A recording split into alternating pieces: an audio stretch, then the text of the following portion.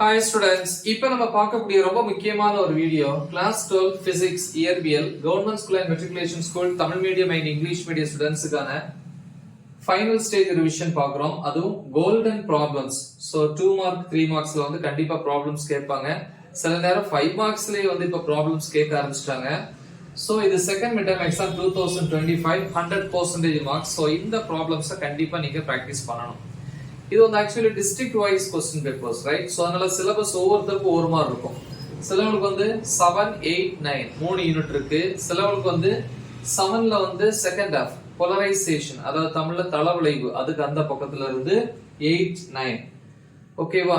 சில ஸ்கூல்ல வந்து அவங்களே क्वेश्चन பேப்பர் ப்ரிப்பேர் பண்றாங்க. அதனால 10th யூனிட் சொல்லியிருப்பாங்க. அப்போ உங்களுக்கு என்ன சிலபஸ் சொல்லியிருக்காங்களோ அதுல இருக்கக்கூடிய ப்ராப்ளம்ஸை மட்டும் பிராக்டிஸ் பண்ணுங்க.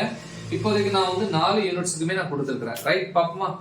எஸ், யூனிட் 7ல எக்ஸாம்பிள் எடுத்துக்காட்டு 7.1 2 3 5 அப்புறம் 10 11 12 13 14 17 18 20 22 25. ஓகேவா?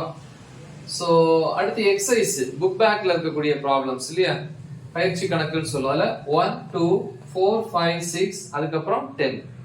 யூனிட் 8ல வந்து பாத்தீங்கன்னா எக்ஸாம்பிள் எடுத்துக்காட்டு 8.2 3 6 7 8 9.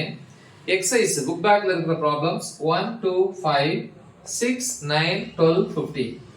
யூனிட் 9 பொறுத்த வரைக்கும் எக்ஸாம்பிள் எடுத்துக்காட்டு 9.1 2 7 8 9 10 12 15.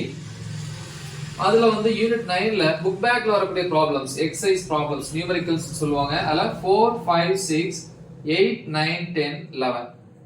அப்புறம் யூனிட் 10ல வந்து பாத்தீங்க அப்படின்னா எக்ஸாம்பிள் எடுத்துக்காட்டு 10.2 3 5 6 8 9 10 11.